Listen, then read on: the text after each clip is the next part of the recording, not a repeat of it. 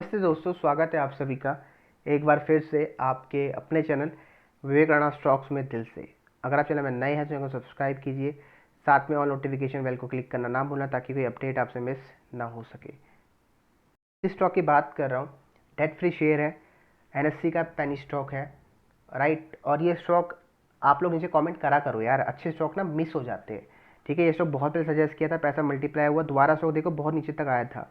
ठीक है, ऑलमोस्ट 3 रुपये 60 पैसे तक आया था, यहाँ स्टॉक में बाय बनता था, मेरे सेटअप के हिसाब से बनता था। इसलिए मैं कह रहा हूँ कि नीचे कमेंट कर दिया करो ताकि मैं स्टॉक को अपने ऑब्जर्वेशन में रख सकूँ, क्योंकि मेरे पास ऑलरेडी बहुत सारा चीज़ होता है काम है, तो मैं शायद इसको छोड़ देता हूँ।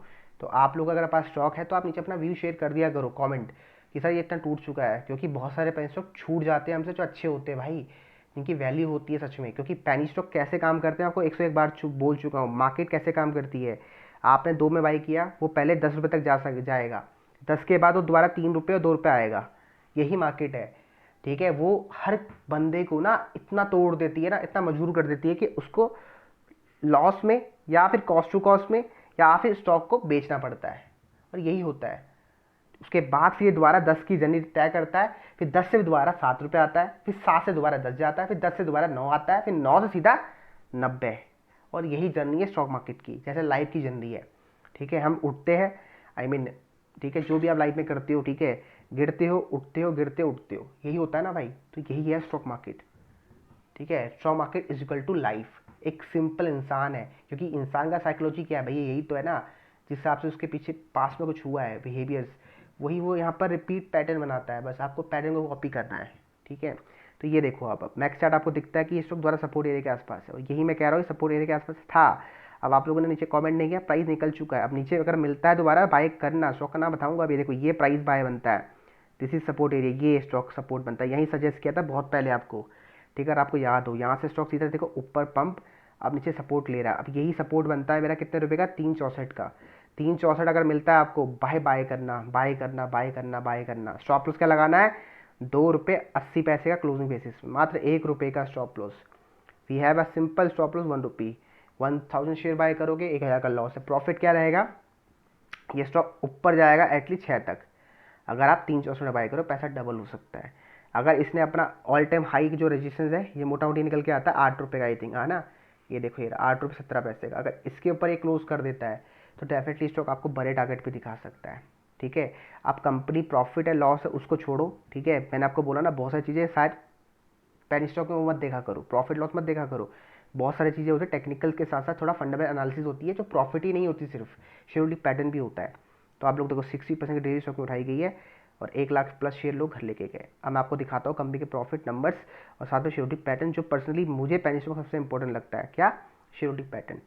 तो आप लोग कंपनी के बारे में थोड़ा पढ़ सकते हो। ठीक है, इलेक्ट्रिक आइटम्स बनाती है, जैसे कि जो केबल होती है ना, केबल, उसका काम है वायर्स एंड केबल्स का।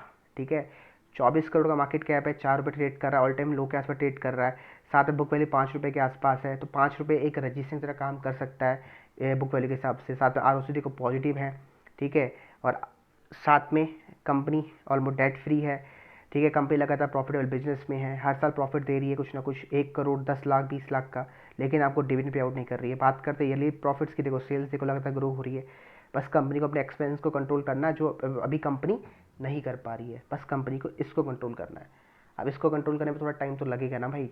ठीक है, और जब ये कंट्रोल हो जाएगा कंपनी के प्रॉफिट बहुत अच्छे आने वाले हैं। बाकी नेट प्रॉफिट आप लोग देख सकते हो, 2 करोड़ 1 करोड़ 2 करोड़ 5 करोड़, लास्ट 10 ईयर से लगातार प्रॉफिटेबल बिजनेस में है। आप शेयरिंग पैटर्न भी आप देख सकते हो, और साथ में बैलेंस शीट भी आप देख लो भाई।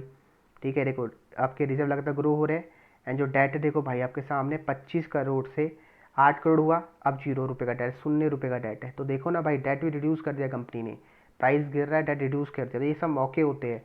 ठीक है, यही भी चीज़ें मैटर करती है, प्रॉफिट मत देखा करो बस। अब प्रमोटर्स की होल्डिंग देखो यहाँ पर डिक्रीज हुई है, आपको दिख रहा है ना, प्रमोटर्स की होल्डिंग डिक्रीज हुई है, आपको दिख रहा है, एक बैड इम्पैक्ट डालता है। लेकिन यहाँ पर अगर आप चेक करते हो तो यहाँ पर दिखेगा कि भाई ये देखो, इस व्यक्ति की होल्डिंग जीरो थी, पहले जीरो थी, अचानक से 15% की होल्डिंग बढ़ गई। अब देखो ये होल्डिंग कहाँ से कहाँ शिफ्ट हुई है, थोड़ी होल्डिंग इधर से शिफ्ट हुई है, थोड़ी होल्डिंग इधर से शिफ्ट हुई है। समझे मैं क्या कहना चाहता हूँ, प्रमोटर्स और एफ आई ने मिल के ये होल्डिंग इसको दे दी। अब हमें लग रहा है कि ये जो होल्डिंग है रिटेल के पास चली गई, रिटेल के पास नहीं गई। 15% की होल्डिंग लेके बैठा बंदा, ये रिटेल होगा, 15% की होल्डिंग लेके बैठेगा, पागल कितने काटा इसको कि 15% की होल्डिंग ले लेगा ये। समझो बात को मैं क्या कहना चाहता हूँ, बहुत डीप है। समझ सकते हो समझो, नहीं समझ सकते तो भैया वही होगा फिर जो हमेशा होता है, लॉस। और देखो इन सबको अगर आप कैलकुलेट करोगे तो आपको दिखेगा कि भाई इन सबकी होल्डिंग बहुत अच्छी है भाई, ठीक है, मोर देन एक प्रोमोटर्स की होल्डिंग होती है ना 49%, उससे ज़्यादा है इन सबको अगर आप कैलकुलेट करना बैठोगे। और रिटेल का स्टॉक में पैसा बहुत कम लगा है। तो ये कुछ चीज़ें हिडन होती है जो बहुत सारे रिटेल नहीं देखते हैं, इसमें क्लिक करके कि मेहनत भी नहीं करते, इसमें क्लिक कर दे एक बार, तभी तो उनको दिखेगा कि स्टॉक में किसका पैसा लगा है। उनको लगता है कि स्टॉक में पब्लिक का पैसा लगा। पब्लिक में भी दो कैटेगराइज है मेरे भाई, राकेश झुनझुनवाला भी पब्लिक के अंदर आता है, लेकिन वो पब्लिक फिगर है। अगर वो जिस स्टॉक में हाथ रखते हैं वो सोना है, ठीक है, ऐसा माना जाता है। और जिस स्टॉक में वो हाथ रखते हैं वो उसमें वॉल्यूम आ जाता है, और सच्चाई आता है भाई। स्टॉक 10-20% ऐसे भाग जाते हैं। तो यही है ना, अब ये जो लोग हैं पब्लिक, ये क्या 15% पागल थोड़ना है कि विदाउट एनी न्यूज़ 15% ले लेगा। समझो बात को मैं कहना चाहता हूँ। बाकी आपकी इच्छा, आप भी समझदार हो, अपनी खुद की स्टडी एक बार कर लेना। स्टॉक का नाम BCP कंट्रोल्स लिमिटेड है, जो NSE में BCP के नाम से आपको लिस्ट करते हुए दिख जाएगा।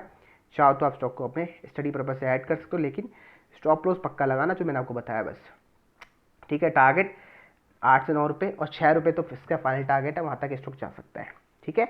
3 रुपये 64 सबसे अच्छा प्राइस स्टॉक को बाय करने का, 2 रुपये 64 आपका स्टॉप लॉस है क्लोजिंग बेसिस में। समाप्त करता हूँ। वीडियो अच्छा लगा लाइक करना, शेयर करना, कमेंट करना। ऐसे वीडियोस लेके आता रहता जो आपके पैसा मल्टीप्लाई करता।